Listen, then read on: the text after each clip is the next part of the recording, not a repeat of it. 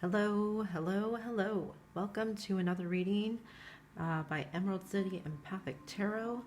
Welcome all you Geminis.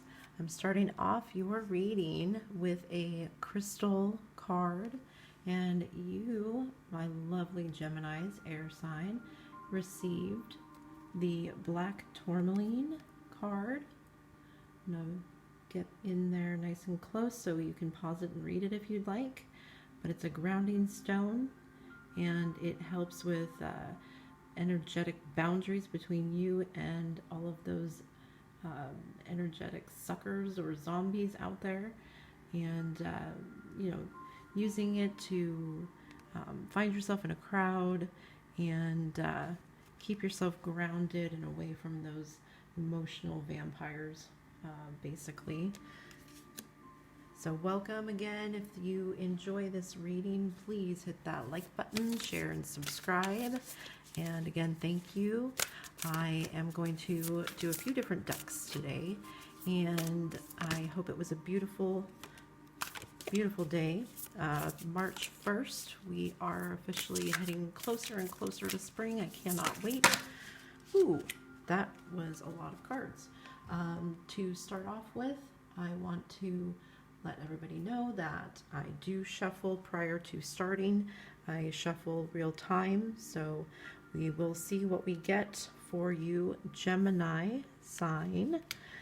The very first card that flipped over, wanted to pop out for you, is number 2, the Akashic Library. We also have, my goodness, quite a few of them. I'm not so sure we're going to have time to go over all of them.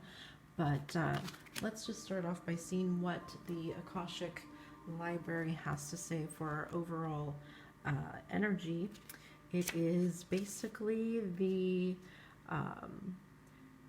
indicating of writing or publishing a book. It could be a new initiation or a manifestation of a new life. You have done some work and looked into higher self-awareness, and you might have to do some more digging, some more self-evaluation, but it is a time of learning and heightened intuition, self-creation. So there could be something that you've been thinking about doing with your time, learning. It says basically get started today and write out a simple declaration about your future, what you want to create, and then do something each day that will help make it happen and create the life that you want. That's awesome. Talking a little bit about Akashic records, right? Some of you may have recently had some vivid dreams and things like that. Your crown chakra or third eye chakra could be opening. Some other things to build on would be potentially a fated meeting between you and somebody who may have opened your eyes. There we go, 4 forces. So spring and autumn. We are coming into spring, so something could be on the horizon for you. The Oracle of Delphi, which is an interesting one I will look at. How interesting. I did a reading for Scorpio a few minutes ago, and they also got the Queen of Scrolls and the King of Keys. So the Queen of Scrolls was about learning, higher intuition, education, career, finances, kind of the Queen of Pentacles in traditional tarot.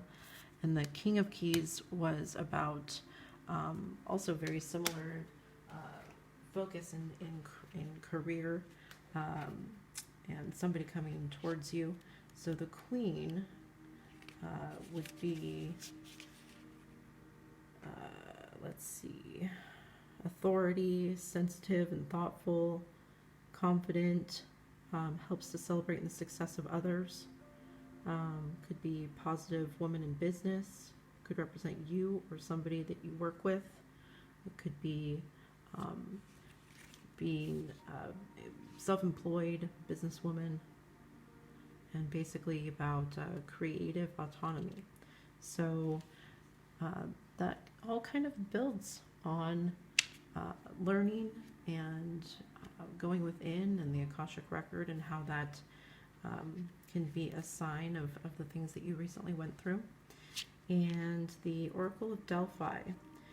This is a major arcana card in this deck, but it has to do with psychic experience, perception, and interpretation.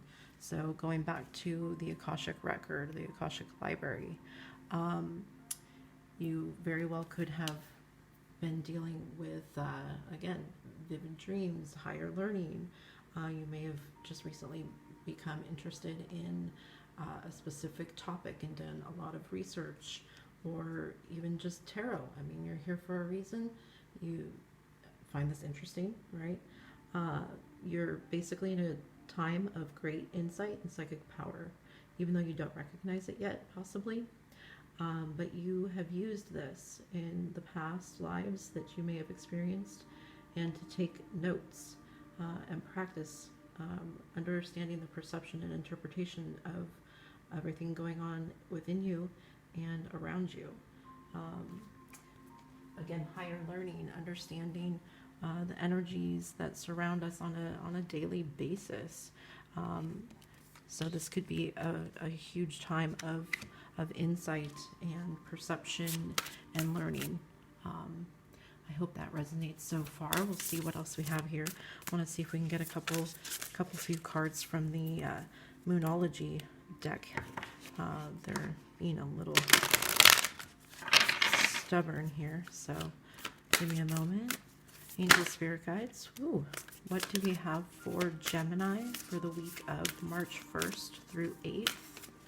First week of March 2023. Please, what do we have here for Gemini? Ooh, there we go. I'm just going to take those two. They didn't want to come out very well. So the first one that came out is look at the bigger picture. So focusing on not only what struggles you might have in the here and now, but also the future, and what you're looking to accomplish, what the signs and signals and dreams potentially have been trying to tell you. The circumstances, maybe repeating numbers, are telling you. So look at the bigger picture, not just the day-to-day. And then also to build on what we've had here so far is surrender to the divine. Again, you could be experiencing signs and signals and dreams that are pointing you to a direction, sometimes not always the most comfortable. Life is not always fun and games and comfortable, but it is full of learning and challenges. So something to look at there is what are the lessons from, you know, your ancestors, your past lives, potentially your psyche, your third eye, you know, doing meditation and really evaluating what the Akashic record, the ancestors, the just the coding of our being is trying to tell you. Let's see if we can get one more. We got one card here. And this is the Literary Witches Oracle deck. So we got one, it's a authoress, Joy Harjo. Oh, come on. One more card.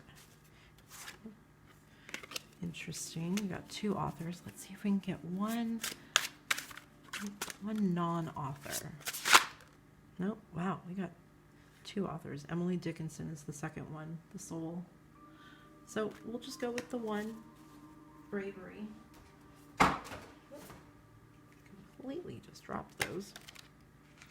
So let's see what Joy Harjo has to say. That's what the card looks like. We got a couple horses, flowers, interesting women falling from the heavens. And again, it says bravery. It's plunging in, making decisions. Fear also can represent fear, and being brave in it. she courageously survived an oppressive childhood, teenage pregnancy, and domestic abuse before becoming a spiritually charged poet of wild, natural, imaginary, and urgent social activism, as well as an award-winning saxophone player and singer. So being brave in the face of hardship, right? Looking at the struggles, surrendering to the divine, being brave in everything that comes your way.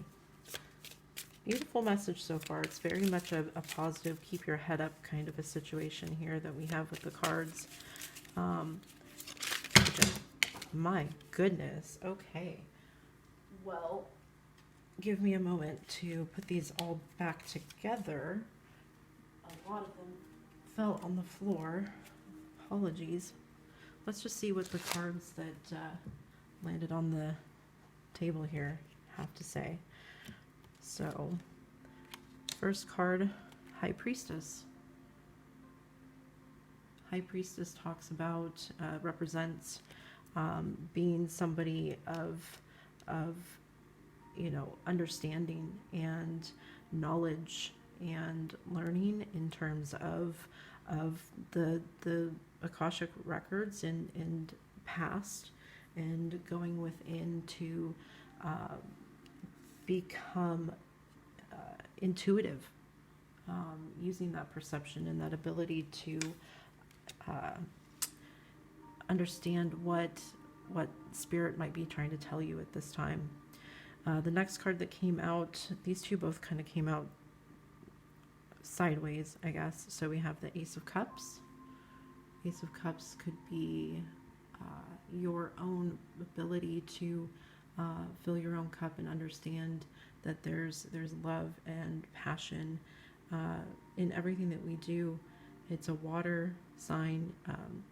The water lilies, right? The lotuses that grow from the water, they grow out of the gunk and the mud at the bottom of the lake, usually pond.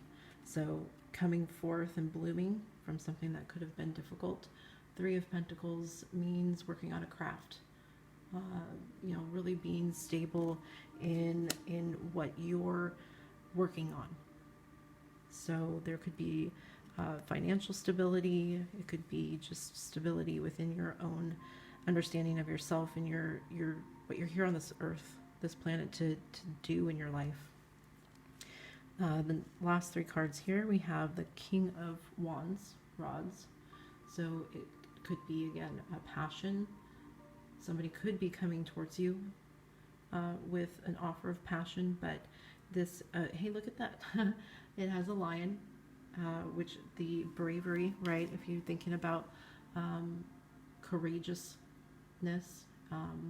the lion represents bravery and being courageous and having a passion and moving forward like a king towards what might be scary. You can kind of see the dark mountains in the background, but he's wise and has the ability to steadfast and move forward and focus on what needs to be done. There could be very much a tower or an epiphany coming towards you. Hopefully in terms of understanding and positive movement, maybe a breaking away of things that have kept you in the dark. You see the dark night with the moon and the flash of light, where it's like, even though it's a sudden change, it is hopefully looking like a positive one. And then the last card that came out is the Eight of Pentacles. So the Eight of Pentacles represents, again, finances, coins, and you're self-sufficient, right?